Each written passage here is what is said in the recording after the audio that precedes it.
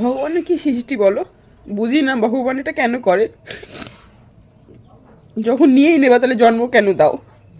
প্রথমেই বলে দিই, যারা কুকুর বিড়াল পছন্দ করে না, পশুদের আমার ভিডিও থেকে দূরে থাকবে, প্রথমেই বলে দিলাম, যেন তাদের কাছে এটা ন্যাকামো মনে হয়। তো তোমাদের কি বলবো, এখন আবার একজন মরে গেল, মানে ভগবান কেন এটা করে বুঝি না। যখন নিয়েই নেবা তখন তাহলে জন্ম কেন দাও তাদের। নিষ্পাপ শিশুগুলোকে জন্ম দিয়ে 2-1 মাসের মধ্যে যখন নিয়ে নেবা, তোমাদের ভিডিও দিয়ে দিচ্ছি পাশে দেখো। মানে তোমরাও ভাবে যে এই ফুটন, মানে কি বলবো আর, তোমরা দেখো পাশে ভিডিওটা দিচ্ছি কি করে যে মানে একটা মানুষের মধ্যে মায়া সৃষ্টি করে তারপর ভগবান তাদেরকে নিয়ে নেয়।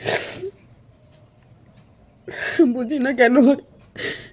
জন্ম দিও না তাহলে ভগবান, যেমন নিয়ে নেবা তোদেরকে।